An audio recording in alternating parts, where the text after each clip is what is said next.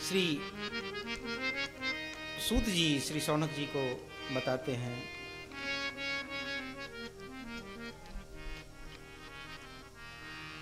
सनकादिक ऋषिगण पुनः इनसे प्रश्न करते हैं कुछ। हमने भगवान की कथाओं को अनेक प्रकार से श्रवण किया है, आप अपने गुरुदेव से जो सुने हैं वो गूढ़ से गूढ़ ज्ञान हमें प्रदान कीजिए। ब्रूयुः स्निग्धस्य शिष्यस्य गुरवो गुह्यमप्युत।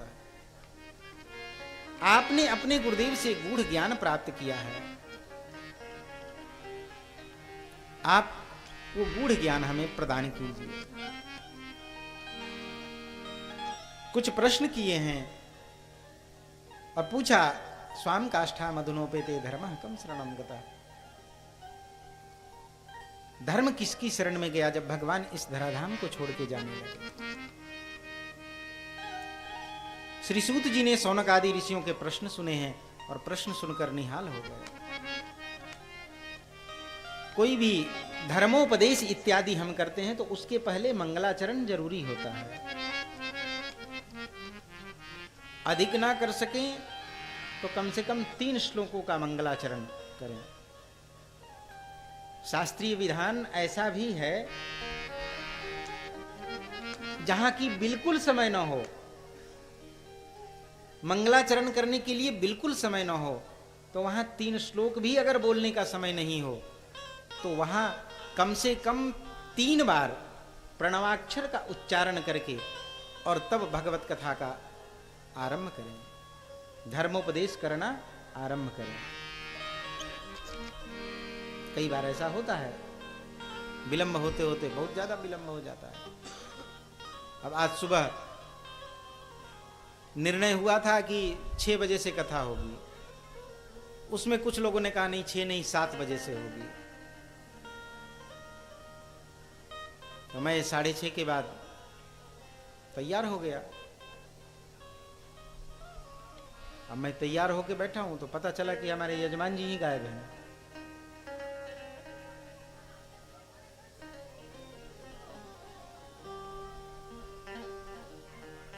अब मेरे अंदर बेचैनी हो जाती है। मैंने पहले कहा ना, मैं समय में बंध के रहता हूं, कोई भी काम मैं करता हूं समय जो निश्चित है उस समय पे करूंगा, समय से इधर उधर नहीं होने देता हूं। फिर तो आप ध्यान रखें, 7 बजने का मतलब होता है 6:59:60। नहीं, मेरी घड़ी में यही होता है। पूरी दुनिया इधर की उधर हो जाएगी, 7 बजे का समय है। आज मैं आपके कारण विलंब हुआ है, नहीं तो मैं अपने समय से तैयार बैठा रहता हूं। आगे से आप इस बात का ध्यान रखेंगे, समय एकदम 7 बजे मैं मंच पे आ जाऊं, आप इस तरीके से तैयार होइए। कोई भी काम है सब होता रहेगा, वो आगे पीछे भी होगा, लेकिन ये आगे पीछे नहीं होगा, ये तो अपने समय से। क्योंकि सबको सूचना भी जा चुकी है ना, सब लोग इंतजार करते हैं। अच्छा, जो लोग इस कथा को देख रहे हैं बाहर से, जो प्रसारण के माध्यम से इस कथा को श्रवण कर रहे हैं, फिर वो लोग इंतजार करने लग जाते हैं कि अरे महाराज जी अभी तक नहीं आए,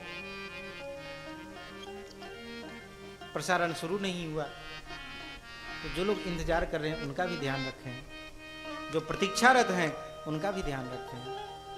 7 बजे का समय सुनिश्चित है तो कथा ठीक 7 बजे प्रारंभ हो जाएगी। 6:30 बजे तक हमारे जो सहयोगी लोग हैं ये लोग 6:30 बजे तक यहाँ पहुँच जाएंगे और कथा प्रारंभ हो जाएगी। जय जय श्री राधे। मंगलाचरण किया 3 श्लोकों में। यम प्रव्रजन्तमनुपेतमपेत कृत्यम द्वैपायनो विरह कातर आजुहाव पुत्रेति तन्मयतया तरवोऽभिनेदुः तं सर्वभूत हृदयं मुनिमानतोऽस्मि।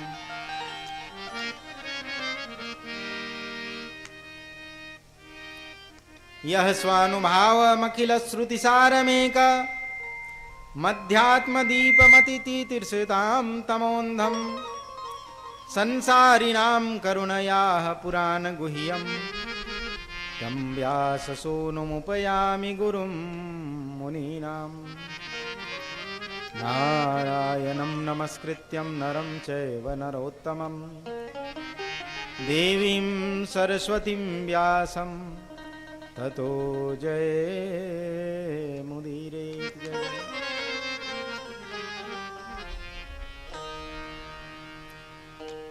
श्री सूत जी ने सबसे पहले अपने गुरुदेव श्री सुखदेव जी के चरणों में वंदन किया है।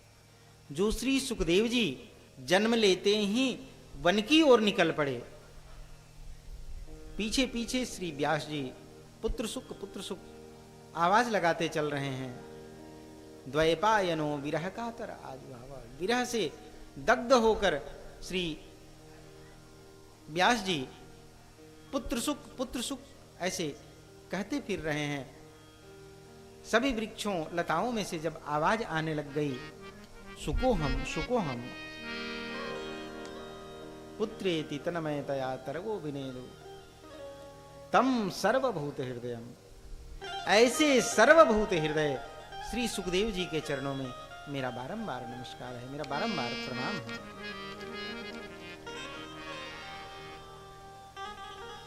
श्री सुखदेव जी के चरणों में वंदन किया। नारायण, देवी सरस्वती, नर नारायण, देवी सरस्वती और व्यास जी सबके चरणों में वंदन किया है। और उसके बाद श्री सूत जी कहते हैं, मुनियः साधु पृष्ठोहम भवद्भिर लोक मंगलम। हे मुनिगण, आपने जो प्रश्न किया है, आपका प्रश्न अत्यंत कल्याणकारी है।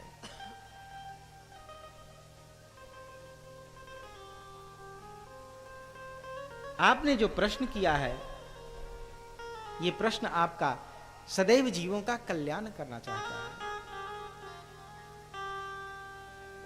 सदैव जीवों का कल्याण करने वाला यह प्रश्न है। ऐसे ही माता पार्वती ने जब भगवान भोलेनाथ से प्रश्न किया, प्रश्न की झड़ी लगा दी माता ने, और प्रश्न सुनकर भगवान भोलेनाथ निहाल हो गए। कथा जो सकल लोकहितकारी, सीताराम जय सीताराम। सोई पूछन चह शैल कुमारी, सीताराम जय सीताराम।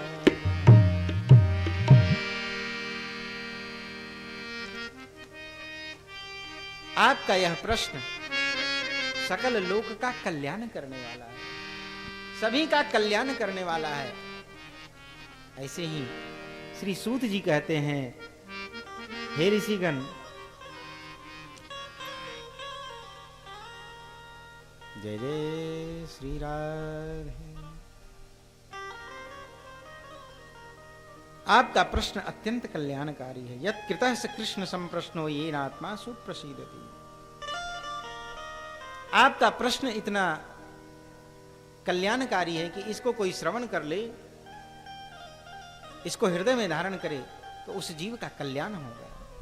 सवै पुंसा परो धर्मो यतो भक्ति रथोक्षजे अहेतुक्य प्रतिहता ये आत्मा संप्रतीयते। जीव अगर अपना कल्याण चाहता है तो क्या करे? जीव का कल्याण कैसे होगा? बोले कल्याण ऐसे होगा, सवै पुंसा परो धर्मो यतो भक्ति रथोक्षजे। उस अधोक्षज की जीव भक्ति करना प्रारंभ कर दे तो जीव का कल्याण हो जाएगा। उस अधोक्षज की भक्ति करे, लेकिन भक्ति कैसी होनी चाहिए? भक्ति ऐसी होवे जिसमें अहेतुक्य प्रतिहता, भक्ति ऐसी होवे जिसमें अहेतुक्यता होवे। पूजा करने बैठे हैं तो पूजा करने के लिए पहले से ही लिस्ट बना के बैठे हैं, रूपम देहि जयम देहि भाग्यम भगवन देहि में। पुत्र पौत्रान देहि, धनान देहि, और उसके बाद भी अगर छूट गया है कुछ तो सर्वान कामांस देहि में। ये अगर हम भगवान के सामने बैठकर, माता रानी के सामने बैठकर, बाबा के सामने बैठकर अगर हम ये याचना कर रहे हैं, ये मांग रहे हैं, तो ये हमारी भक्ति नहीं है। भक्ति इसे नहीं कहते हैं, भक्ति यह नहीं है।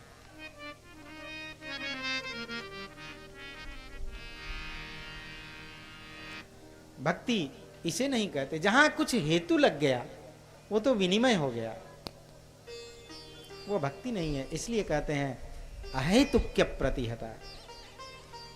भक्ति कैसी होनी चाहिए? बोले अहेतुक्यता के साथ। अहेतुक्यता होवे। धर्मस्यापवर्गस्य नार्थोर्थायोपकल्पते नार्थस्य धर्मेकांतस्य कामो लाभाय हि स्मृतः। हम कुछ कामना करें तो भगवान पहले ही उसको पूरा कर देते हैं। जीव जीवन जिए तो जीव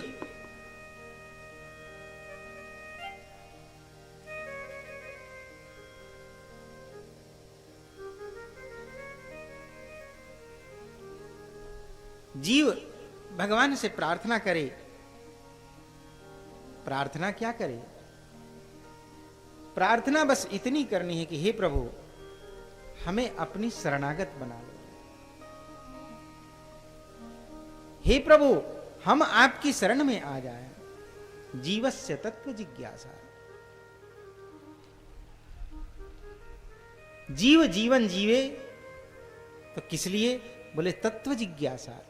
किस तत्व की? बोले उस परम तत्व की जिज्ञासा लेकर। उस परम तत्व की जिज्ञासा को लेकर, उस परम तत्व को मानकर कि उस परम तत्व की प्राप्ति हमें करनी है। बस इतनी सी भावना, इतना सा भाव अपने हृदय में रख ले और तब जीव अपना जीवन चलाता रहे। प्रार्थना करे हे प्रभु, ये नहीं कि रूपम देहि जयम देहि पुत्र पौत्रान देहि धनान देहि। ये भक्ति नहीं है। मांगना भी है तो मांगने में भी बड़ा सोच समझ के कुछ मांगना पड़ता है। मांगना भी एक बहुत बड़ी कला है।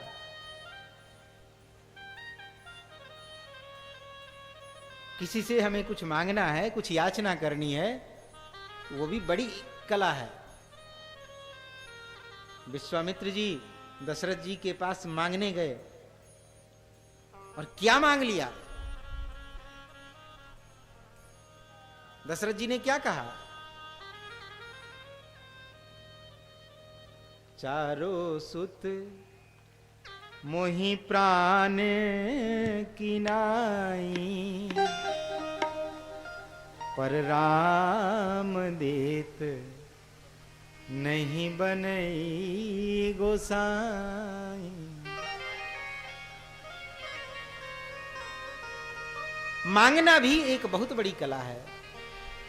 परमात्मा से याचना जरूर करें। मांगना है, मांगते हैं,